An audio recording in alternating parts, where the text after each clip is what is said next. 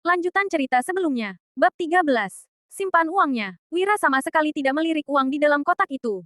Dia langsung bangkit dan melambaikan tangannya. Transaksi kita sudah selesai. Aku pamit dulu. Danu menerima kotak itu. Sedangkan Lestari dan Sony berjalan di belakangnya.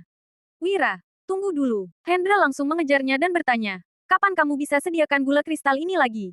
Itu tergantung keberuntunganku. Wira berkata sambil mengangkat alisnya. Gula kristal pada dasarnya memang langka. Pedagang dari wilayah barat harus melalui wilayah bangsa Agrel sebelum sampai di kerajaan Nuala, sedangkan wilayah bangsa Agrel sangat berbahaya. Entah kapan mereka datang lagi.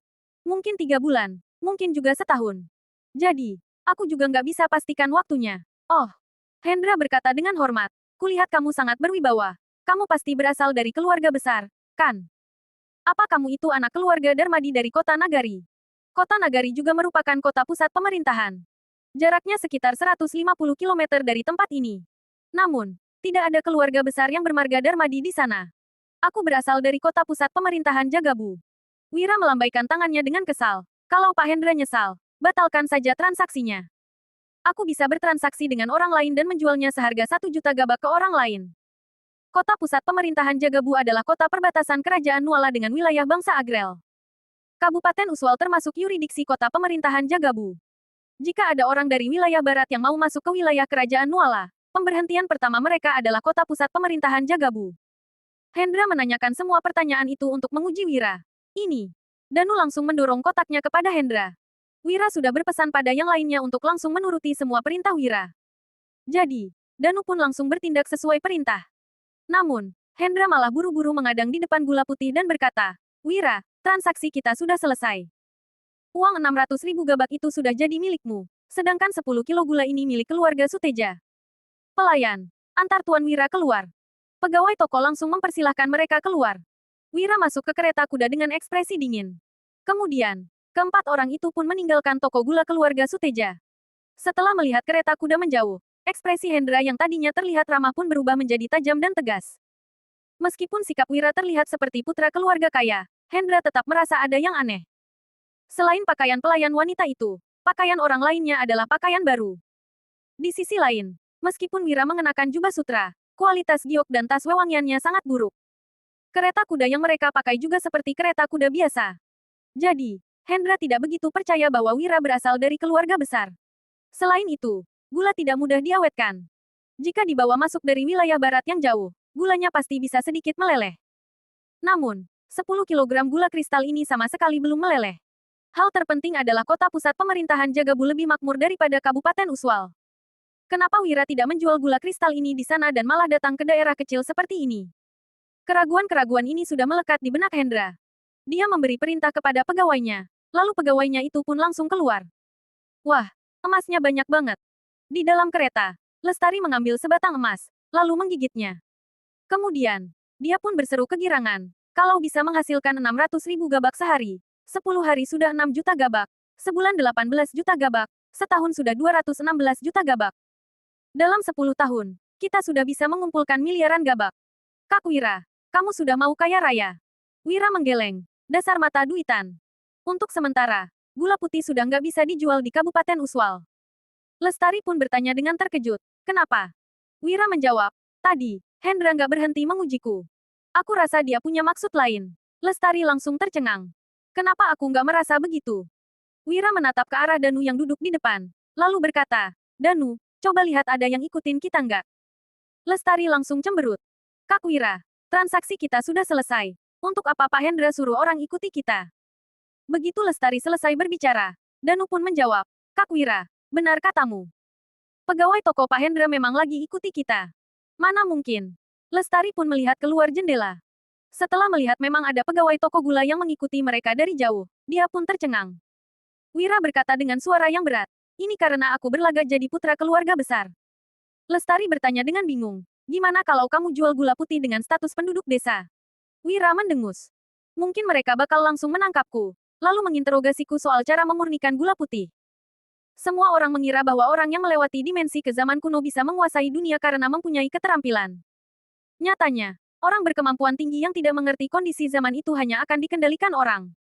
Mereka akan dianggap sebagai pencetak uang yang bisa dimanfaatkan dengan mudah. Nggak mungkin deh. Lestari berkata dengan ragu. Keluarga Suteja terkenal baik dan dermawan di ibu kota provinsi.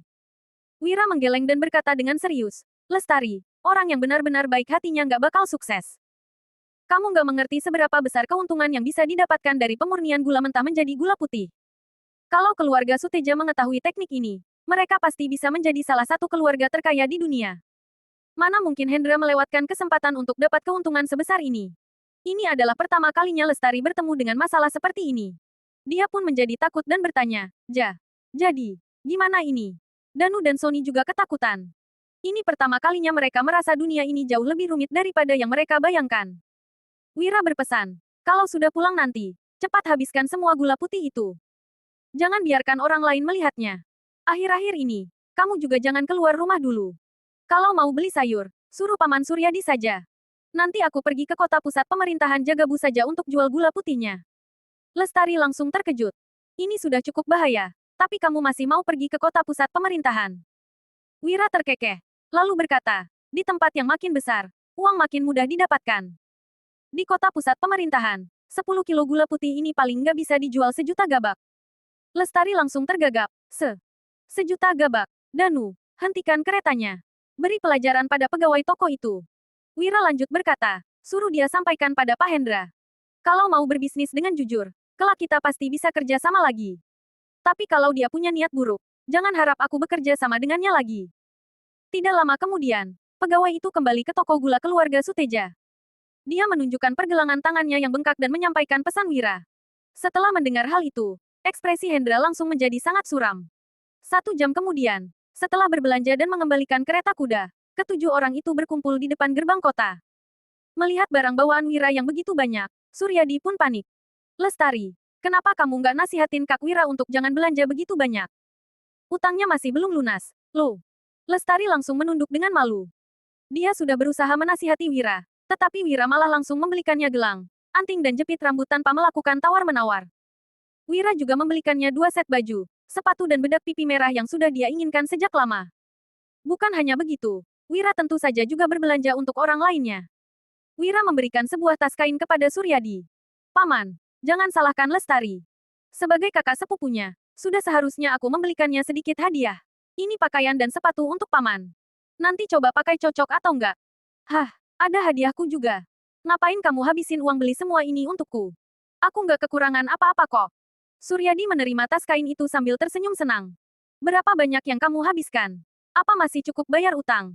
Kalau nggak cukup, paman pinjamin uangnya. Sudah cukup kok, paman. Waktunya sudah larut. Kami pulang dulu ya. Wira melambaikan tangannya, lalu mengingati Lestari lagi. Jangan lupa soal pesanku. Iya. Jawab Lestari dengan kesal. Sepanjang perjalanan mereka tadi, Wira sudah mengingatkannya berkali-kali untuk tidak membocorkan cara pembuatan gula putih. Wira juga menyuruhnya untuk menyimpan gula itu dengan baik dan menghabiskannya secepat mungkin. Setelah berpamitan, Wira dan yang lainnya pun pulang. Suryadi menatap kepergian mereka, lalu bertanya pada Lestari setelah mereka sudah jauh, berapa hasil penjualan gula putih Wira? Kenapa dia bisa membeli begitu banyak barang? Lestari menjawab, 60.000 gabak. Sebelum Lestari sempat menyelesaikan kata-katanya, Suryadi sudah memotong. Kalau gitu, yang tersisa setelah bayar utang juga cuma 20.000 gabak. Kenapa kamu nggak nasihati dia supaya nggak sembarangan belanja? Lestari melihat ke sekeliling, lalu berbisik, ayah, bukan 60.000 gabak, tapi 600.000 gabak. Ah, apa? 600.000. Astaga. Mana mungkin? Ujar Suryadi dengan terbata-bata. Lestari lanjut berkata, ayah, ku kasih tahu deh. Kak Wira jago sandiwara, loh. Setelah mendengar cerita Lestari, Suryadi pun mengerutkan keningnya. Kenapa pakaian dan kain ini berat banget? Begitu melihat ke dalam, ternyata ada sebatang emas dan 2 batang perak yang terselip di dalam pakaiannya. Lestari pun terkejut. Tadi, mereka semua belanja bersama. Namun, Lestari tidak tahu kapan Wira memasukkan uang itu ke dalam tas kain ini. Suryadi juga terkejut, lalu berkata dengan berlinang air mata, Kak, Wira sudah besar. Dia sudah bisa menyayangi orang lain. Sayang sekali kamu sudah meninggal. Kalau enggak, kamu pasti bisa hidup bahagia.